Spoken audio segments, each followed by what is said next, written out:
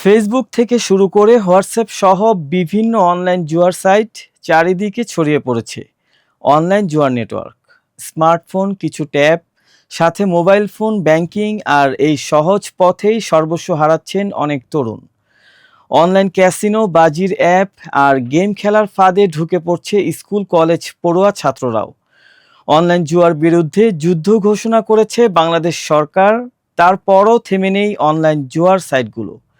বিষয়টি যখন নজরে আসে তখন অনলাইন জুয়া বন্ধে মাঠে নামে সিআইডি। তখনই খুঁজে পায় এমন কিছু অনলাইন জুয়ার সাইট যারা খুবই কৌশলে প্রলোভনের মাধ্যমে হাতিয়ে নিয়েছে লক্ষ লক্ষ টাকা। মিস্ট্রাল এআই নামের এই সাইটটিতে বিনিয়োগ করেছে হাজারো তরুণ তরুণী। তারা জানায়, প্রথমে কোনো ভার্চুয়াল প্রোডাক্ট কেনার কথা বলে, প্রতিদিন তার দাম বাড়বে বলে, বেশি প্রোডাক্ট কিনলে বেশি লাভ। প্রথমে কিছু লভ্যাংশ দেয়, পরে বড় কোনো বিনিয়োগ করলে তা নিয়ে উধাও হয়ে যায়। আবার নতুন কোনো সাইট খুলে নতুন নামে।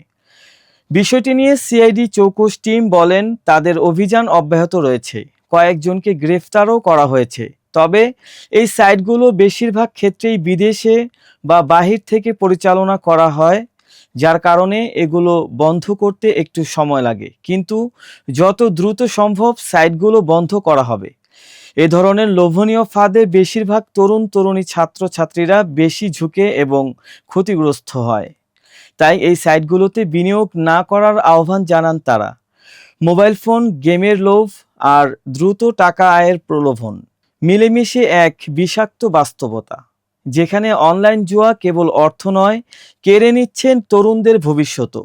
সচেতন না হলে আজকের স্মার্টফোন হতে পারে আগামী দিনের দুঃস্বপ্ন।